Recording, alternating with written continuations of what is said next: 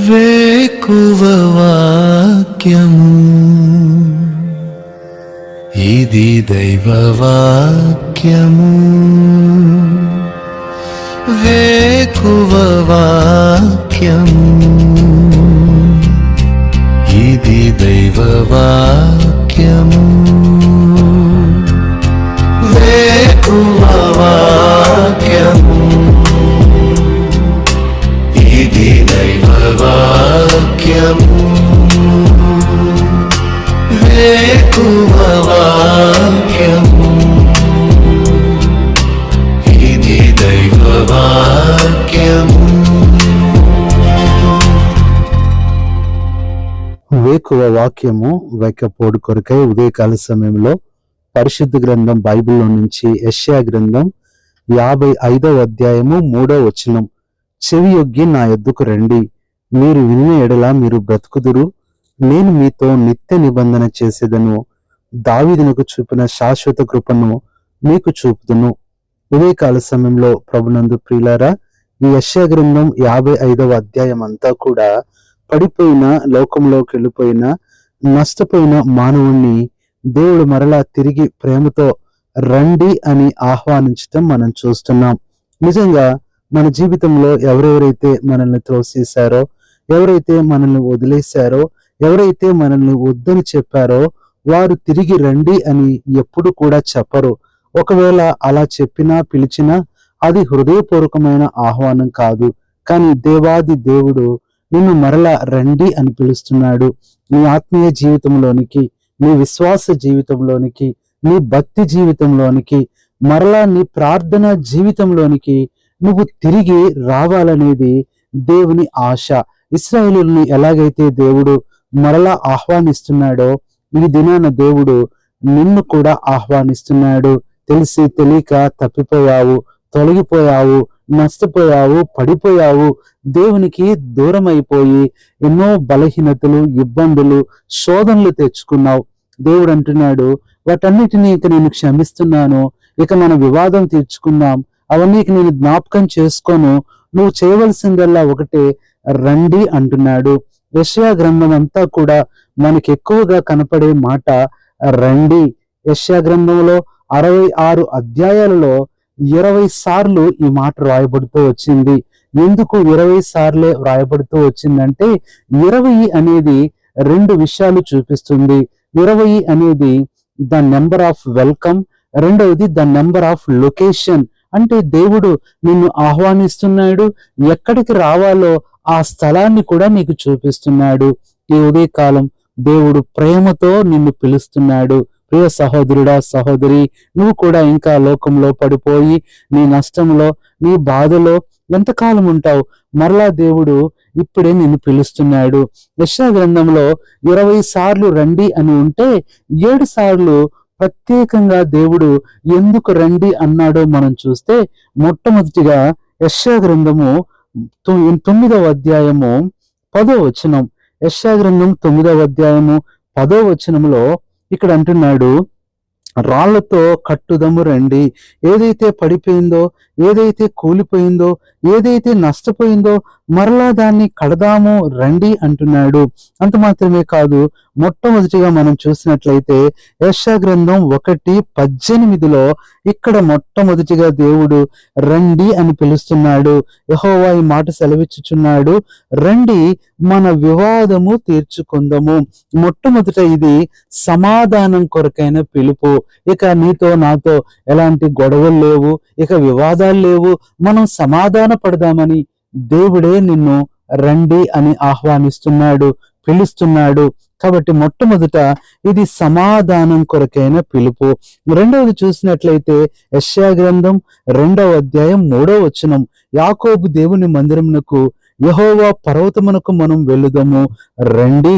రెండవది చూస్తే ఆయన పర్వతం దగ్గరకు, అనగా సహవాసం కొరకైన పిలుపు.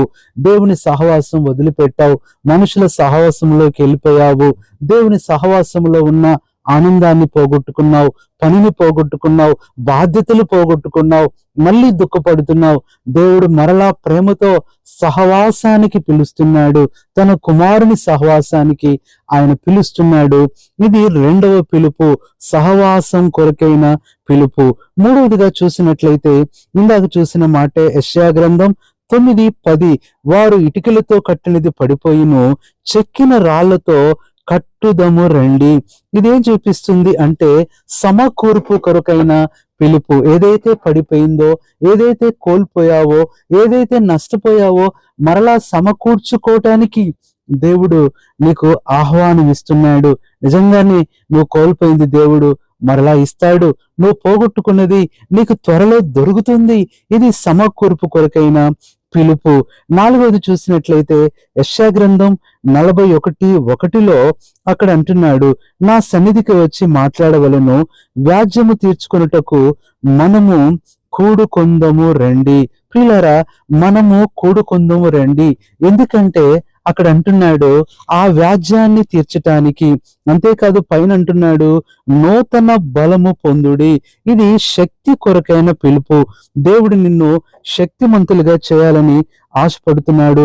బలహీన పడిపోయావేమో, కృంగిపోయావేమో, నష్టపోయావేమో, ప్రియులారా, దేవుడు మరలా నిన్ను సమకూర్చుకోవటానికి, నీకు శక్తినివ్వటానికి పిలుస్తున్నాడు. ఇది నాలుగవదిగా కనపడుతుంది. ఐదవదిగా మనం చూసినట్లయితే యెషయా గ్రంథము 49:8 అక్కడ అంటున్నాడు, బంధింపబడిన వారితోనూ బయటికి రండి అని చీకట్లో ఉన్న వారితోనూ చెప్పుచు దేశమును చక్కపరిచి పాడైన స్వాస్థ్యములను పంచిపెట్టుటకై అంటున్నాడు. ప్రియులారా, నాలుగవదిగా మనం చూస్తే అక్కడ స్వాస్థ్యము కొరకైన పిలుపు. ఏదైతే నువ్వు పోగొట్టుకున్నావో, ఏదైతే నష్టపోయావో, ఏదైతే తొలగిపోయావో, దేవుడు మరలా తప్పనిసరిగా అది నీకు స్వాస్థ్యాన్ని ఇవ్వాలని ఆశపడుతున్నాడు.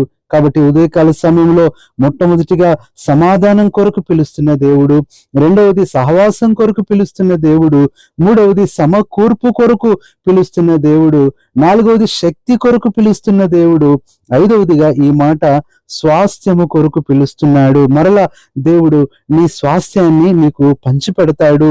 ఇది ఐదవదిగా చూస్తున్నాం. ఆరవదిగా మనం చూసినట్లయితే ఇప్పుడు యెషయా గ్రంథం 55:1 దప్పిగొనిన వారలారా నీళ్ల యొద్దకు రండి, రోకలు లేని వారలారా మీరు వచ్చి కొని భోజనము చేయుడి. రండి, రోకలు లేకపోయినను ఏమియూ నీయకయే ద్రాక్షారసమును పాలను కొనుడి. ఆరవదిగా చూసినట్లయితే సంతృప్తి కొరకైన పిలుపు.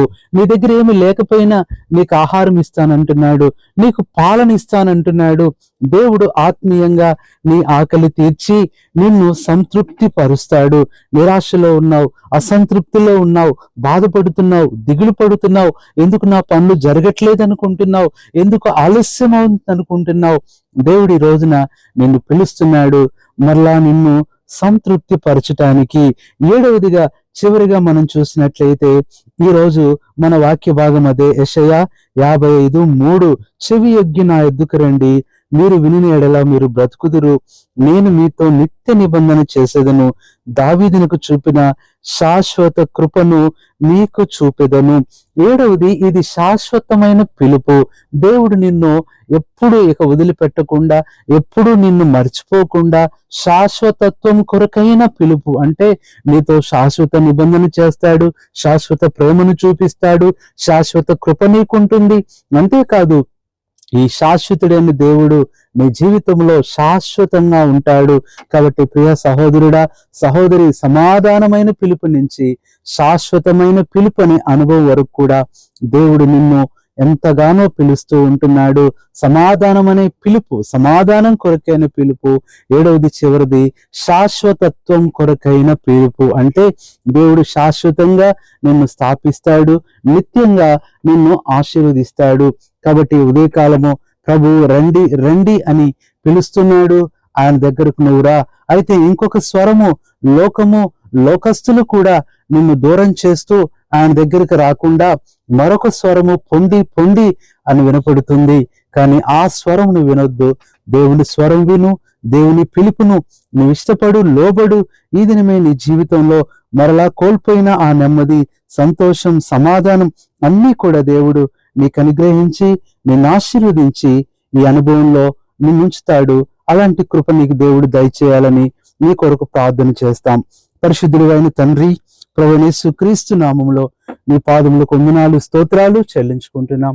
ఈ యొక్క ప్రభువా ఉదయకాల సమయంలో వేకు వాక్యం ద్వారా మాతో మాట్లాడుతూ వచ్చారు. యెషయా గ్రంథం 55వ అధ్యాయము 3వ వచనములో ఉన్న ఈ దిన వాక్యాన్ని బట్టి ప్రభువా మీరిచ్చిన 7 పిలుపుని బట్టి వందనాలు. కాబట్టి నిరాశలో, నిస్పృహలో, బాధలో, ఇబ్బందిలో, ఓటములో, అనారోగ్యములో, కృంగుదల్లో ఉంటున్న మా ప్రియులను ఈ ఉదయకాలపు మీ ఆత్మీయ పిలుపు ద్వారా మరలా పురుకొల్పి బలపరిచి స్థిరపరిచి రెండంతల దీవెన ఆశీర్వాదం వారికి అనుగ్రహించమని, వారికి మరలా ఆరోగ్యంలోనికి పిలుపు, ఆత్మీయతలోనికి పిలుపు, ఆనందంలోనికి పిలుపు, ఆశీర్వాదాల్లోనికి పిలుపును అనుగ్రహించుమని కృతజ్ఞతలు చెల్లిస్తూ మా ప్రభువైన యేసుక్రీస్తు నామంలో ప్రార్థిస్తున్నాము తండ్రి, ఆమేన్. మన తండ్రి అయిన దేవుని ప్రేమ, మన ప్రభువైన యేసుక్రీస్తు కృప, పరిశుద్ధాత్మ అన్యోన్య సహవాసం మీ అందరికీ సదాకాలం తోడయుండి నడిపించునుగాక. ఆమేన్.